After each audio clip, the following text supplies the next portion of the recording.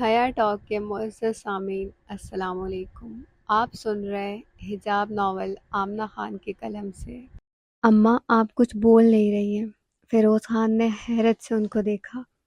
اماں کے ذہن میں زری کی دن والی باتیں تھیں۔ مجھے آگے یونیورسٹی پڑھنا ہے۔ اگر آپ چاہتے ہیں میں رجب بھائی سے شادی کروں تو مجھے یونیورسٹی جانے کی اجازت دلوائیں۔ وہ لوگ اتنا اچانک آئے تھے کہ اماں کو ابراہیم صاحب سے بات کرنے کا موقع ہی نہیں ملا۔ وہ اب بھی کچھ گمسم تھی۔ انہوں نے ابھی بھی بیٹے کی بات نہیں سنی تھی۔ اماں آپ ٹھیک تو ہیں نا؟ ابراہیم صاحب اماں کے پاس آئے اور ان کے ماتھے پہ ہاتھ رکھتے ہوئے پوچھا۔ ہاں ہاں مڑا ٹھیک ہوں میں، مجھے کیا ہونا ہے بھلا؟ اماں آپ کی طبیعت مجھے بہتر نہیں لگ رہی، میں ڈاکٹر کو کال کرتا ہوں، فیروز صاحب نے پریشان ہوتے ہوئے کہا۔ نہیں نہیں فیروز، میں ٹھیک ہوں، تم پریشان نہ ہو بچے۔ فیروز اور ابراہیم ساتھ ہی رہتے تھے، مگر جب سے بچے بڑے ہوئے دونوں نے گھر الگ کر لیے اور بچے آپس میں ایک دوسرے سے پردہ کرنے لگے۔ ابراہیم صاحب چھوٹے اور فیروز صاحب بڑے بھائی تھے۔ وہ بس دو بھائی اور ایک بہن تھی۔ بہن کی شادی مردان میں ہوئی تھی، وہ وہیں پہ رہتی تھی۔ اماں میں زری کا ہاتھ مانگنے آیا ہوں۔ ویسے تو میں نے ابراہیم سے سرسری سا ذکر کیا تھا کہ وہ آپ سے اور بھابھی سے مشورہ کر لے۔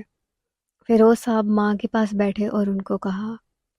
رقیہ بیگم اور فیروز صاحب کی زوجہ بھی وہیں پہ موجود تھی، مگر دونوں نے ایسے چادر لے رکھی تھی کہ منہ سارا نظر نہ آئے۔ وہ لوگ پردہ کرتی تھی ایک دوسرے کے شوہروں سے، وہ شروع سے ہی پردہ لیا کرتی تھی جب ساتھ ایک گھر میں بھی رہتی تھی۔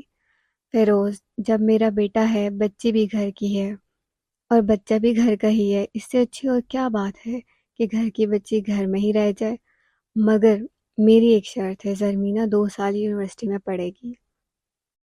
تم کسی کو پسند تو نہیں کرتی؟ زری کو پلوشہ کی یہ بات گولی کی طرح لگی۔ وہ کس لڑکی کو کہہ رہی تھی؟ اس کو جس نے آج تک کسی نامحرم کو نہیں دیکھا، کسی نامحرم کی زبان سے اپنا نام نہیں سنا، کسی نامحرم کا خیال بھی اپنے دل میں نہیں لایا۔ وہ تو گہری چادر لیتی تھی تاکہ اس کا ایک بال بھی کسی کو نظر نہ آئے۔ وہ تو ایسے بات کرتی تھی کہ اس کی آواز بھی کوئی نہ سنے، تاکہ کسی نامحرم کو اس کی آواز بھی نہ آئے۔ وہ تو اللہ پاک اور آقا جان کے بغیر کسی کی محبت کو تصور ہی نہیں کر سکتی۔ وہ کسی نامحرم کو پسند کرے گی؟ وہ اس نے یہ سوچتے ہی توبہ توبہ کہا، کانوں کو ہاتھ لگایا۔ اے اللہ پاک، میرے دل میں کبھی بھی کسی نامحرم کی محبت نہ ڈالنا، میرے دل سے اپنی اور اپنے محبوب کی محبت کبھی بھی نہ نکالنا۔ میں خوش ہوں تیری محبت میں، مجھے کسی انسان کی محبت کی کوئی طلب نہیں، مجھے اپنی محبت سے کبھی بھی محروم نہ کرنا میرے مالک۔ اس نے ہاتھ اٹھا کے دعا کی اور کچھ دیر وہاں ویسے ہی خالی ذہن لیے بیٹھی رہی۔ یہ دعا کرتے ہوئے اس نے کب سوچا تھا وہ مرے گی بھی تو کسی نامحرم کی محبت میں۔ سب لوگوں نے چونک کے دادی اماں کو دیکھا۔ تم لوگ اس کو میری شرط سمجھو، میرا فیصلہ ہے، یہ پھر میرا حکم، میں چاہتی ہوں زری 2 سال یونیورسٹی میں رہ کے اپنی تعلیم کو مکمل کرے۔ اماں کو پتا تھا زرمین اگر خود یہ بات کرے گی تو اس کی کوئی بھی نہیں سنے گا۔ وہ اس کی دھمکی سے نہیں ڈری تھی، بلکہ اس کی خواہش کا مان رکھنا چاہتی تھی۔ زری بہت کم کوئی خواہش کرتی تھی اور نہ جانے کیسے غیبی مدد ہوئی اس کی ہر خواہش پوری ہوتی تھی۔ اماں جی آپ کیا کہہ رہی ہیں؟ ہمارے خاندان میں پہلے کس نے یونیورسٹی پڑھی جو اب ہم انوکھا کام کریں؟ میں تو اس کے کالج کے بھی خلاف تھا، آپ نے ہی زبردستی اس کو داخلہ کروایا، اور اب یونیورسٹی؟ ماں کی اس بات سے اس کا دماغ بالکل کنٹرول سے باہر ہو گیا تھا۔ بے شک وہ اپنی ماں سے بہت محبت کرتا ہے، مگر یہ بات اس کو یقین ہی نہیں آ رہا تھا کہ اس کے گھر میں بھی کبھی یونیورسٹی کا ذکر ہو سکتا ہے، وہ بھی اس کی بیٹی کے لیے۔ اماں، ابراہیم ٹھیک کہہ رہا، اب ہماری بچیاں بھی باہر جائیں گی، خیر مردوں کے ساتھ بیٹھ کے پڑھیں گی۔ جو بات ہمارے خاندان میں کسی نے سوچی ہی نہیں، اس کی شروعات ہم کریں گے۔ اماں بہت غلط بات ہے یہ، میں تو کم از کم اس بات کے حق میں بالکل بھی نہیں ہوں۔ فیروز صاحب بھی ماں کے اس فیصلے سے بہت حیران ہوئے تھے۔ وہ کیسے اتنی بڑی بات ایسے اس موقع پہ کر سکتی ہیں جب ہم رشتے کی بات کرنے آئے ہیں؟ اماں جی آپ کو پتہ بھی ہے ہزارہ یونیورسٹی کے کیا حالات بنے ہوئے ہیں، لڑکے آپس میں ایک دوسرے کو مار رہے ہیں لڑکی کے لیے۔ آپ کو پتہ بھی ہے کس کس طرح کے لوگ ہیں ادھر۔ شہاب نے بظاہر تو نرم لہجے میں دادی اماں کو بتایا، مگر اندر سے اس کا دل ہی جانتا تھا وہ کیا کر گزرے۔ ہزارہ یونیورسٹی کے نام سے ہی اس کو نفرت تھی۔ لالا گل بالکل ٹھیک کہہ رہے ہیں بابا جان، ادھر کے حالات ایسے نہیں ہیں کہ ہم اپنی عزت کو ادھر بھیجیں۔ ادھر صرف لڑکیاں ہی نہیں، لڑکے بھی ہیں، اور ہیں بھی ہر طرح کے گھروں کے۔ سلطان نے بھائی کی بات کو آگے بڑھاتے ہوئے کہا۔ دادی اماں نے سب کی باتیں بہت آرام سے سنی۔ مطلب اب تم سب اتنا بڑا ہو گیا کہ ہمارے فیصلے میں بولے؟ اب ہم شاید فیصلہ لینے کے قابل ہی نہیں رہا۔ ٹھیک ہے، تم لوگ جانو اور تم لوگوں کی اولادیں جانے۔ نہیں اماں جی، ایسی کوئی بات نہیں ہے، آپ کا ہر حکم سر آنکھوں پہ، مگر یہ یونیورسٹی والی ضد میں آپ کا ساتھ نہیں دوں گا۔ زری مجھ سے زیادہ آپ کی بیٹی ہے، مگر آپ کو یونیورسٹیوں کا نہیں پتہ۔ میری بیٹی کو آج تک کسی غیر مرد نے نہیں دیکھا، اور آپ چاہتی ہیں کہ وہ غیر مردوں میں بیٹھ کے پڑھے گی؟ یہ ممکن نہیں ہے۔ ابراہیم صاحب نے نظریں نیچے کر کے ماں کو اپنا فیصلہ سنایا۔ ٹھیک ہے ابراہیم، جیسے تم لوگ مناسب سمجھو۔ وہ بہت دل برداشتہ ہو کے بولی۔ اماں جی، آپ میری بات کو کیوں نہیں سمجھ رہی؟ خدا کے لیے مجھ سے خفا نہ ہو، آپ ایسا نہیں سوچ سکتی۔ میں جانتا ہوں یہ سب زری نے کہا ہوگا آپ سے۔ انہوں نے پہلے دکھ سے کہا، اور زری کا نام لیتے ہی ان کو عجیب سے جلال آیا تھا۔ وہ لوگ بیٹی کو کچھ کہنا توہین سمجھتے تھے، اور وہ بھی کسی کے سامنے کچھ کہنا۔ آج انہوں نے اپنے اصول توڑ دیے تھے۔ اور ایک زوردار آواز لگائی، زرمینہ گل، میں اس سے بعد میں بات کر لوں گی، آپ اس کو ایسے کیوں؟ رقیہ بیگم نے بوکھلائے ہوئے لہجے میں کہا۔ زرمینہ، اس سے پہلے دادی اماں کچھ کہتی وہ بھاگتی ہوئی ادھر آئی۔ اس کو آج لگ رہا تھا جیسے آج اس کی زندگی کا آخری دن ہے۔ وہ تینوں بہن بھائی ایسے بھی اپنے والد سے بہت ڈرتے تھے، ان کے سامنے بھی نہیں بیٹھتے تھے، اور زری، اس نے تو باپ کے سامنے کبھی سر اٹھا کے بات بھی نہیں کی تھی۔ باپ کی زرمینہ کہتے ہی اس کے پیروں کے نیچے سے زمین کھینچ لی۔ وہ باہر کھڑی سب سن رہی تھی، اس کو پتہ تھا کیا ہونے والا ہے۔ جی جی بابا جان، اس نے کانپتے ہوئے کہا۔ اس کو ایسا لگ رہا تھا جیسے اس کے جسم سے روح کسی نے نکال دی ہو۔ اماں جی کیا کہہ رہی ہیں؟ فیروز صاحب نے اسی انداز میں پوچھا جس انداز میں انہوں نے اس کو بلایا تھا۔ بس آواز میں پہلے کی نسبت تھوڑی سی نرمی آئی تھی۔ کہ کیا بابا جان؟ اس نے نظریں نیچے کر کے لڑکھڑاتی ٹانگوں کے ساتھ پوچھا۔ تم آگے یونیورسٹی پڑھو گی؟ ابراہیم صاحب نے ایسے پوچھا، اس کو لگا جیسے آسمان اس پہ گر گیا ہو، زمین پیروں کے نیچے سے کہیں نکل گئی ہو، جیسے وہ گہری کھائی میں گر رہی ہو۔ اس نے سوچا بھی نہیں تھا اس کی ایک خواہش، صرف ایک خواہش کا ایسا رد عمل ہوگا۔ تم سے پوچھا ہے میں نے، ابراہیم صاحب نے آواز کو اور اونچا کیا۔ نہ نہ، نہیں بابا جان، اس نے پھوٹ پھوٹ کے روتے ہوئے کہا، جیسے کوئی مرتا ہو اور اچانک اطلاع پہ گھر والے روتے ہوں۔ وہ کبھی بھی اپنے باپ سے بغاوت نہیں کر سکتی تھی، وہ کبھی بھی ان کے سامنے نہیں بول سکتی تھی۔ ہاں مجھے پڑھنا ہے، اگر آپ اجازت نہیں دیں گے تو رجب خان سے میرے رشتے کو بھول جائیں۔ وہ کبھی مر کے بھی ایسا نہ بولے، وہ ایک فرمانبردار ماں کی اولاد تھی۔ وہ کیسے اپنے بابا جان کے سامنے بول سکتی تھی؟ بیٹی تو ہوتی باپ کا مان رکھنے کے لیے ہے، آج وہ اتنے لوگوں میں اپنے باپ کے سامنے کیسے بول سکتی تھی؟ نہیں بابا جان، مجھے نہیں پڑھنا، آپ جو چاہیں گے بس وہی ہوگا، اس نے بچوں کی طرح روتے ہوئے کہا، اور روتے روتے وہیں زمین پہ گر پڑی۔ اس کی ماں کی اتنی ہمت نہیں تھی کہ وہ اپنے شوہر کے سامنے بیٹی کو اٹھا سکے۔ وہ اپنی بیٹی کی اس حالت پہ اندر سے مر رہی تھی، مگر پھر بھی ایک فرما بردار بیوی کی طرح وہاں سے ہلی بھی نہیں تھی۔ اماں پوتی کی یہ حالت دیکھ کے چپ نہ رہ سکی۔ ابراہیم، انہوں نے اتنے حکم مندانہ لہجے میں بیٹے کو مخاطب کیا تھا کہ وہ اس کے بعد کچھ بولنے کے قابل ہی نہیں رہا تھا۔ ان کے خاندان میں ایسا ہی ہوتا تھا، ماں باپ چارپائی سے اٹھ بھی نہ سکتے ہوں، اور اولاد کتنی ہی بوڑھی کیوں نہ ہو جائے، ماں باپ کے سامنے وہ نظریں بھی نہیں اٹھا سکتے تھے۔ یہی حال ابراہیم صاحب کا تھا، اور یہی حال ان کی اولاد کا بھی تھا۔ رقیہ، زرمینہ کو اس کے کمرے میں لے کے جاؤ، انہوں نے رقیہ بیگم کو دیکھتے ہوئے کہا، جو دور کونے میں بے جان سی کھڑی اپنی بیٹی کی حالت دیکھ رہی تھی۔ وہ بھاگتی ہوئی زرمینہ کے پاس آئی جو زمین پہ بے حال سی بیٹھی تھی۔ زری، زری میرے بچے، انہوں نے اس کو روتے ہوئے ماتھے پہ پیار کیا۔ اٹھ جاؤ میرے بچے، اس کو اس کے دونوں کونیوں سے پکڑ کے اوپر اٹھایا اور کمرے سے باہر لے گئی۔ وہ بے جان سے ان کے ساتھ چلتی رہی۔ یہ سارا منظر فیروز صاحب اور ان کی فیملی نے بخوبی دیکھا تھا۔ اماں اب ہمیں اجازت دیں، ہم پھر آئیں گے، فیروز صاحب نے ماں کو مخاطب کرتے ہوئے بولا۔ ان کا وہاں پہ رکنا مناسب نہیں لگ رہا تھا۔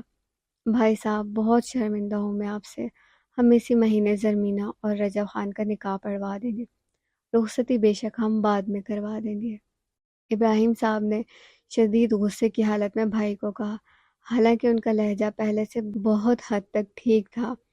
دادی اماں خاموشی سے بس سنتی رہی تھی۔ جیسے تمہیں بہتر لگے ابراہیم، بیٹی بھی تمہاری ہے اور بیٹا بھی تمہارا ہے، فیروز صاحب نے بھائی کو بڑے پیار سے جواب دیا۔ البتہ ان کی بیوی ان کے اس فیصلے سے بالکل بھی خوش نہیں لگ رہی تھی، مگر وہ وہاں پہ بول نہیں سکتی تھی۔ ان کے خاندان کا اصول تھا جدھر مرد بولتے تھے وہاں پہ عورت خاموش رہتی تھی۔ اماں اس مہینے کی 25 تاریخ مناسب رہے گی؟ ابراہیم صاحب نے ماں کی طرف دیکھتے ہوئے کہا۔ آج انہوں نے پہلی بار ماں کے سامنے انکار کیا تھا، پہلی بار ماں کے ہوتے ہوئے اپنا فیصلہ کیا تھا۔ کہتے ہیں سواتی غصے میں کچھ نہ سوچتے ہیں نہ کچھ سمجھتے ہیں، بس فیصلہ کرتے ہیں، اور آج بھی ایسا ہی ہوا تھا۔ بغیر سوچے سمجھے حیا میں پلی بیٹی کا فیصلہ ہوا تھا۔ رجب یہ کیا کہہ رہے ہو تم، ہوش میں تو ہو نا؟ فیروز صاحب زور سے چلائے۔ جب میں تمہارے نکاح کی تاریخ رکھ کر آ گیا ہوں اور اب تم کہہ رہے ہو یہ سب؟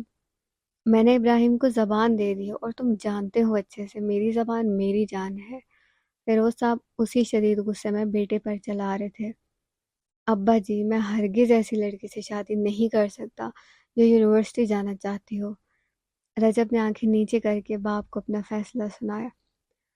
نازیہ بیگم نے گھر آ کے بیٹے کو سارا منظر بڑا چڑھا کے سنایا تھا۔ وہ ایسے بھی زری کے بجائے اپنی بھانجی کو اپنی بہو بنانا چاہتی تھی۔ یہ تو فیروز صاحب کی ضد تھی کہ ان کے گھر کی بہو ان کے بھائی کی بیٹی زری بنے۔ میں اب ابراہیم سے کیا کہوں کہ میرا بیٹا تمہاری بیٹی سے اس لیے شادی نہیں کر سکتا کیونکہ وہ یونیورسٹی جانا چاہتی تھی؟ یہ کوئی بات کرنے والی ہے؟ فیروز صاحب کو اس بات سے بہت زیادہ طیش آیا۔ ان کا بس نہیں چل رہا تھا وہ اٹھے اور بیٹے کو مار مار کے نیلا کرے۔ فیروز صاحب کا ایک ہی بیٹا تھا، ان کو بہت عزیز تھا، وہ اس کی کوئی بات نہیں ٹالتے تھے، مگر یہ بات ماننے والی کدھر تھی جو اس نے کہی ہے؟ ابا جی آپ یہ چاہتے ہیں کہ میں اس کو شادی کر کے لے آؤں، اس کی اور اپنی زندگی تباہ کر لوں؟ اگر آپ ایسا چاہتے ہیں تو ٹھیک ہے، اس نے انتہائی نرم لہجے میں نظریں نیچے کر کے بات کو کہا۔ فیروز صاحب کو پتہ تھا اگر اس نے انکار کیا ہے تو شادی کے بعد وہی ہوگا جو اس نے ابھی کہا ہے۔ وہ یہ نہیں چاہتے تھے کہ ان کے بھائی کی بیٹی ان کے گھر آ کے کوئی دکھ اٹھائے۔ اماں کچھ دیر میں اکیلی بیٹھ جاؤں؟ اس نے کمرے میں آتے ہی ماں کو کہا۔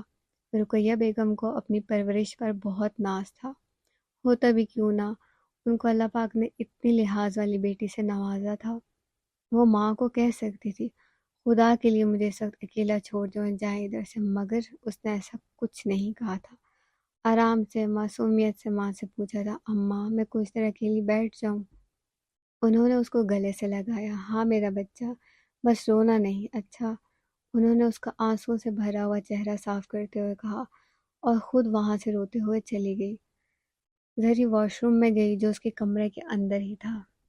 اس نے وہاں جا کے شیشے میں اپنا عکس دیکھا۔ اس کی آنکھوں سے مسلسل آنسو بہہ رہے تھے۔ اس کو اس بات کا دکھ نہیں تھا کہ اس کو یونیورسٹی جانے کی اجازت نہیں ملی تھی، اس کو بس اس بات کا دکھ تھا اس کو بڑے ابو کی فیملی کے سامنے ایسے ذلیل کیا گیا تھا۔ اس نے کون سی بہت غلط بات کہی تھی؟ بابا جان نے آج تک اس کو کچھ نہیں کہا تھا، اور آج پورے گھر کے سامنے اس نے وضو بنایا۔ اس کو ہمیشہ لگتا تھا وضو کے بعد مانگی ہوئی دعا قبول ہوتی ہے۔ اس نے پیروں پہ پانی ڈالا، دوپٹہ سر پہ صحیح کیا جو مسح کرنے کے دوران تھوڑا سا سر سے پیچھے ہوا تھا، پھر اس نے ہاتھ اٹھائے۔ اس کی سمجھ میں نہیں آ رہا تھا وہ کیا مانگے۔ آج تو اس کے پاس مانگنے کے لیے کچھ بچا ہی نہیں تھا۔ اس نے بغیر دعا مانگے اپنے ہاتھ اپنے چہرے پہ پھیرے اور روتے روتے باہر آئی، پھر جائے نماز ڈالی اور اس پہ بیٹھ گئی۔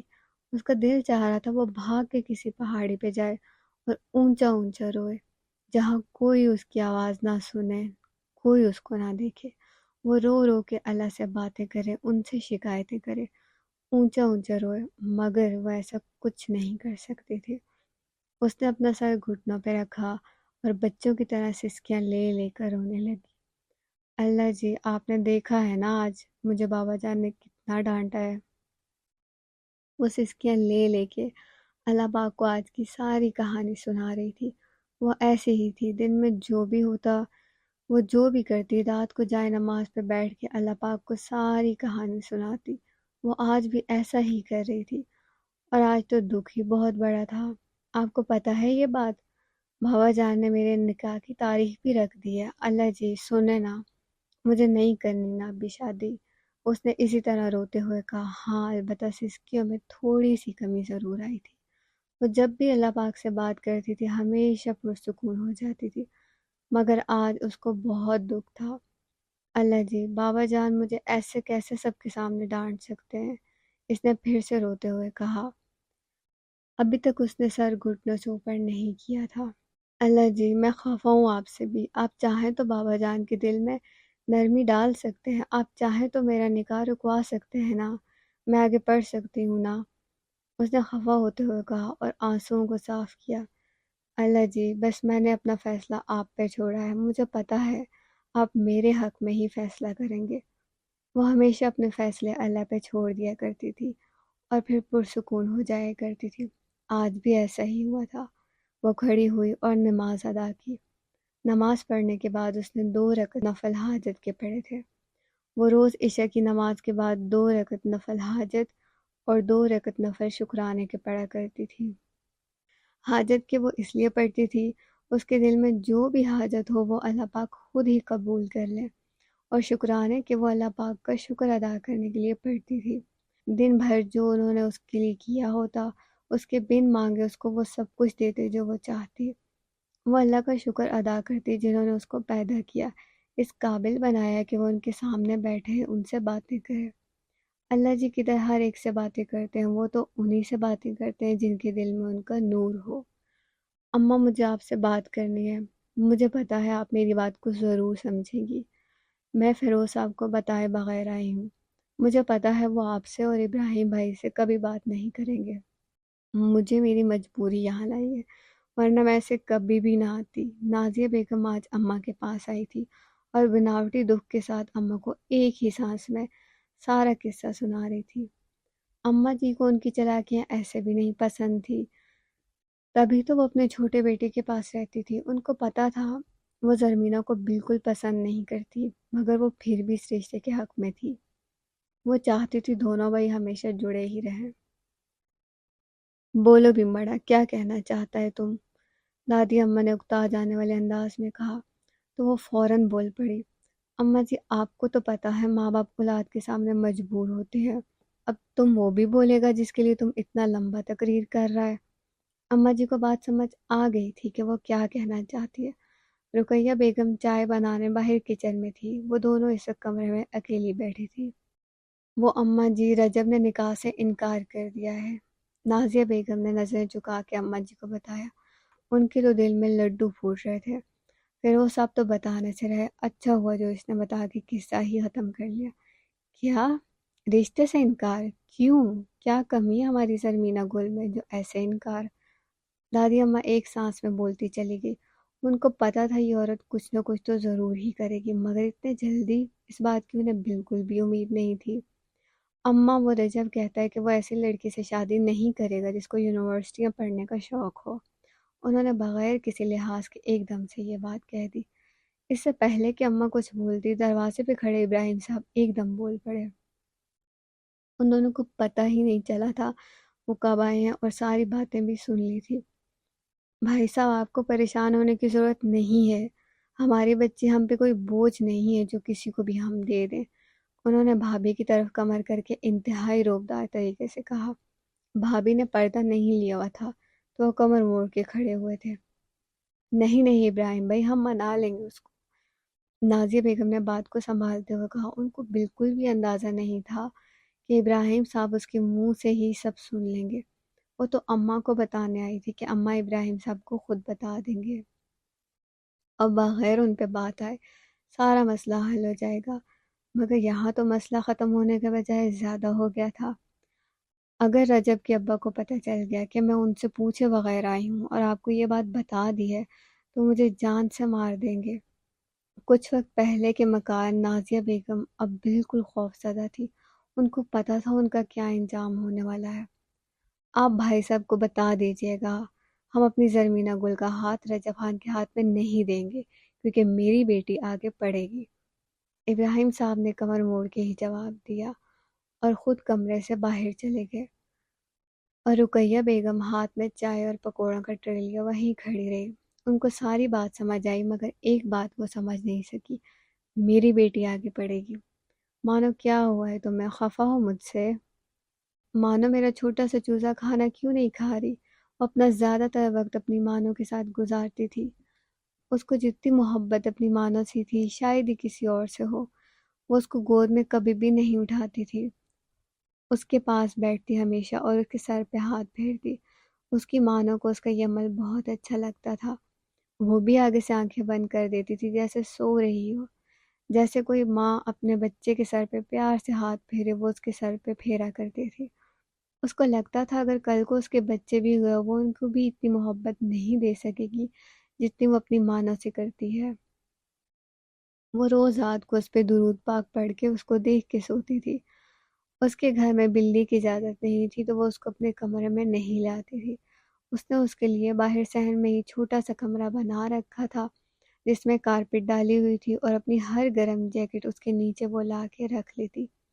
کیونکہ مانسہرہ ایک پہاڑی علاقہ ہے، ادھر شدید ٹھنڈ پڑتی ہے، اور زری جیکٹ کی عاشق تھی۔ اس کے پاس اتنی جیکٹس ہوتی کہ پوری سردیاں بھی ایک ایک جیکٹ روز پہنے تو بھی ختم نہ ہو۔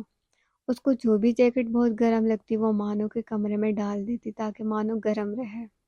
اس نے اتنے دنوں سے مانو سے صحیح سے بات نہیں کی تھی، نہ اس کو صحیح سے پیار کیا تھا، تو خفا ہونا تو اس کا حق بنتا تھا۔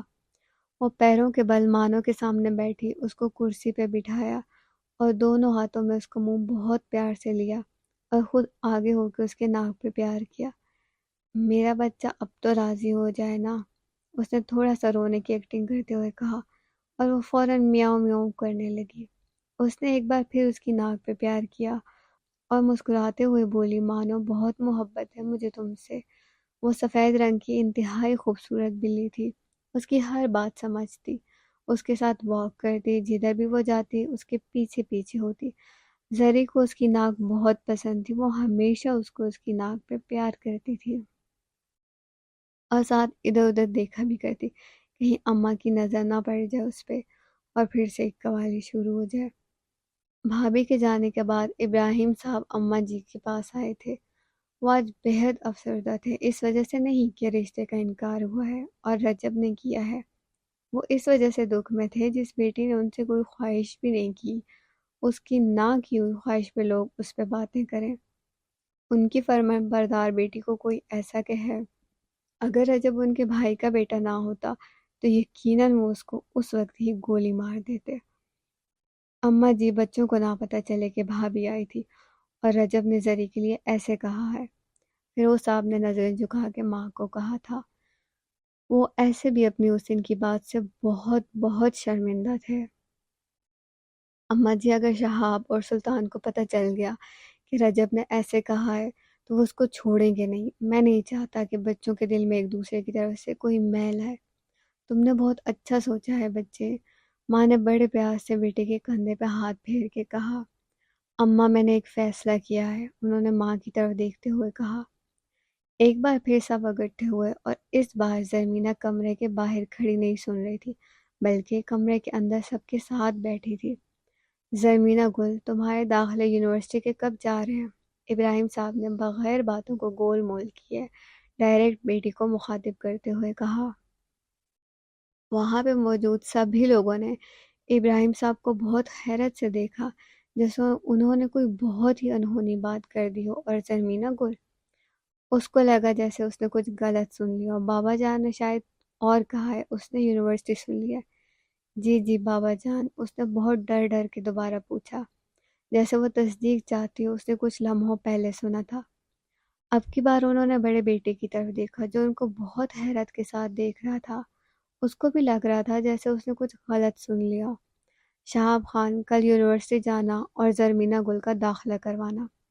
لیکن بابا جان، باپ کو پتا تھا بیٹا کیا کہنا چاہتا ہے۔ انہوں نے ایک نظر سب پہ ڈالی اور سوالیہ نظروں سے سب کو دیکھا۔ کیا تم لوگوں کو میرے فیصلے پہ کوئی اعتراض ہے؟ کسی میں اتنی ہمت نہیں تھی کہ ان کے سامنے کچھ بول سکے۔ جس کو اعتراض بھی تھا وہ بھی خاموش رہا۔ ابراہیم صاحب نے ایک بار پھر بولنا شروع کیا۔ ویسے تو وہ اتنا نہیں بولا کرتے تھے، مگر انہوں نے آج سب کو مطمئن کرنا تھا، خصوصاً اپنے بیٹوں کو۔ زرمینہ گل میرا غرور ہے اور مجھے پتا ہے وہ میرا غرور کبھی نہیں توڑے گی، انہوں نے بڑے مان سے بیٹی کو دیکھ کے کہا تھا۔ اب آپ لوگ یہ سوچ رہے ہوں گے کہ آج سے پہلے کون ہمارے خاندان میں یونیورسٹی گیا ہے؟ بے شک آج سے پہلے کوئی نہیں گیا، کیونکہ ہمارے خاندان کی ہر لڑکی زرمینہ گل نہیں ہے۔ میں نے یہ فیصلہ کیا ہے زرمینہ گل آگے پڑھے گی، اور میں نے بھائی صاحب کو بھی رشتے سے انکار کر لیا ہے۔ زرمینہ کو لگا جیسے وہ جنت میں چلی گئی ہو، جیسے اس کو پوری کائنات مل گئی ہو۔ وہ نظریں جھکائے آنکھوں میں آنسو لیے بیٹھی تھی۔ اس کو بالکل یقین نہیں تھا کہ اس کے بابا جان آج اس کے لیے بولیں گے۔ اس کے لیے آج دنیا کا مبارک ترین دن تھا، اس لیے نہیں کہ اس کی خواہش پوری ہوئی تھی، اس کی دعا پوری ہوئی تھی۔ آج اس کے بابا جان نے اس کو اپنا غرور کہا تھا، اللہ پاک نے اس کی مانگی ہوئی دعا قبول فرمائی تھی۔ اس نے سوچا تھا وہ بابا جان کا غرور بن کے دکھائے گی، ان کا یہ مان وہ کبھی نہیں توڑے گی۔ وہ بہت خوش تھی، اور شاید اس سے زیادہ اس کی ماں خوش تھی۔ آج اس کے شوہر نے اپنی بیٹی کے حق میں فیصلہ کیا تھا۔ ان کو پتا تھا انہوں نے یہ فیصلہ ضد میں لیا ہے۔ ان کو بس یہ خوشی تھی کہ انہوں نے زری کو پہلی بار اپنا غرور کہا تھا، اس کو اپنا مان کہا تھا۔ زری کی زندگی کا ایک نیا سفر شروع ہونے والا ہے۔ اب خدا جانے وہ سفر تعلیم کا تھا یا سفر عشق۔ کالج کے لیے روز اسے آواز دے دے کے جگایا جاتا تھا، مگر آج وہ اتنی خوش تھی کہ نماز پڑھنے کے بعد سوئی ہی نہیں۔ اس نے نماز پڑھی، پھر قرآن پاک کھولا اور اس کی تلاوت کرنے لگی۔ یہ اس کا روز کا معمول تھا۔ وہ قرآن مجید تھوڑا تھوڑا ہی صحیح مگر پڑھتی ضرور تھی۔ وہ ہمیشہ قرآن مجید سمجھ کے پڑھا کرتی تھی۔ ایک آیت پڑھتی، اس پہ گھنٹہ سوچتی رہتی۔ جہاں اللہ کے عذاب کا ذکر ہوتا تو وہ سہم سی جاتی، پھر اگلی ہی بات میں اللہ کے رحم کا ذکر ہوتا، آنکھیں بند کرتی اور مسکرا دیتی۔ اللہ جی آپ کتنے اچھے ہیں نا۔ اس نے پردہ لینا بھی اسی لیے شروع کیا تھا کیونکہ اس کے اللہ کا حکم تھا۔ انہوں نے سورہ نور میں واضح پردے کا حکم دیا ہے۔ ترجمہ: اور اے نبی صلی اللہ علیہ وسلم، مومن عورتوں سے کہہ دو کہ اپنی نظریں بچا کے رکھیں اور اپنی شرمگاہوں کی حفاظت کریں، اور اپنا بناؤ سنگار نہ دکھائیں بجز اس کے جو خود ظاہر ہو جائے، اور اپنے سینوں پر اپنی اوڑھنیوں کے آنچل ڈالے رہیں۔ وہ اپنا بناؤ سنگار نہ ظاہر کریں مگر ان لوگوں کے سامنے، شوہر، باپ، شوہروں کے باپ، اپنے بیٹے، شوہروں کے بیٹے، بھائی، بھائیوں کے بیٹے، بہنوں کے بیٹے، اپنے میل جول کی عورتیں، اپنے مملوک، وہ زیر دست مرد جو کسی اور قسم کی غرض نہ رکھتے ہوں، اور وہ بچے جو عورتوں کی پوشیدہ باتوں سے بھی واقف نہ ہوئے ہوں۔ وہ اپنے پاؤں زمین پر مارتے ہوئی نہ چلا کریں کہ اپنی جو زینت انہوں نے چھپا رکھی ہو اس کا علم لوگوں کو ہو جائے۔ اے مومنو، تم سب مل کر اللہ سے توبہ کرو، توقع ہے کہ فلاح پاؤ گے۔ یہ آیت اس کے دل پہ لگی تھی۔ ایسے تو قرآن پاک کی ہر بات اس کے دل میں اترتی تھی، مگر پتہ نہیں کیوں اس کو سورہ نور سے عشق تھا۔ اس نے سورہ نور میں پڑھا کہ اللہ پاک نے اسے حکم دیا، تب سے اس نے خود کو لپیٹنا شروع کر لیا۔ اس نے بس اللہ پاک کو خوش کرنے کے لیے حجاب لیا تھا۔ اس کے بابا جان اور بھائی بھی پردے کے معاملے میں بہت سخت تھے، مگر وہ ہر وقت اس کے ساتھ تو نہیں تھے۔ وہ ان کی غیر موجودگی میں بھی سر پہ دوپٹہ لیے رکھتی تاکہ اس کا کوئی ایک بال بھی نہ دیکھ سکے۔ کالج میں اس کی دوستیں اس بات پہ اکثر اس کا مذاق بھی اڑایا کرتی تھی، مگر اس نے کبھی ان کی باتوں پہ دھیان نہیں دیا۔ وہ تو اپنے رب کو خوش رکھے گی، بس باقی دنیا سے اس کو کوئی فرق نہیں پڑتا۔ وہ ہمیشہ یہ بات سوچتی تھی۔ کالج جانے کے لیے وہ چادر لیا کرتی تھی، مگر یونیورسٹی کے لیے اس نے خصوصاً عبایا بنوایا تھا۔ مانو کو کھانا کھلانے کے بعد وہ اپنے کمرے میں آئی تھی۔ بال برش کیے، لمبے خوبصورت بالوں کو ایک جوڑے میں لپیٹا، پھر عبایا پہنا اور حجاب ایسے لیا کہ اس کی آنکھوں کے بغیر اور کچھ نہ نظر آئے۔ وہ ہمیشہ سوچتی تھی کہ جو لڑکیاں عبایا اور حجاب لیتی ہیں اس میں فیشن والی کون سی بات ہوتی ہے؟ حجاب میں کیسا فیشن کہ سارے بال نظر آ رہے ہوں، آنکھوں پہ فل میک اپ کیا ہو اور سارا دوپٹہ لا کے بس سر پہ ہی کیا ہو، اونچا سا جوڑا بنا دیا ہو، اور عبایا اتنا تنگ ہو کہ آپ ہر ایک ایرے غیرے کی توجہ کا مرکز بنے ہوئے ہیں۔ کیا یہ ہے پردہ؟ کیا یہ ہوتا ہے حجاب جو آج کل کی اکثریت لڑکیوں کی تعداد کرتی ہے؟ کیا اس پردے کا حکم دیا ہے خدا اور اس کے رسول نے ہمیں؟ وہ جب بھی ایسی لڑکیوں کو دیکھتی تو ہمیشہ شرمندہ ہوتی، وہ ایسی لڑکیوں کو دیکھ کے ہمیشہ شرم سے اپنی نظریں جھکا دیتی۔ مزید اچھی اچھی ویڈیوز کے لیے ہمارے چینل کو لائک، سبسکرائب اور شیئر ضرور کیجیے، اور ساتھ میں موجود گھنٹی کے نشان کو دبانا مت بھولیے گا تاکہ نئی آنے والی ویڈیو کا نوٹیفیکیشن آپ تک پہنچ سکے۔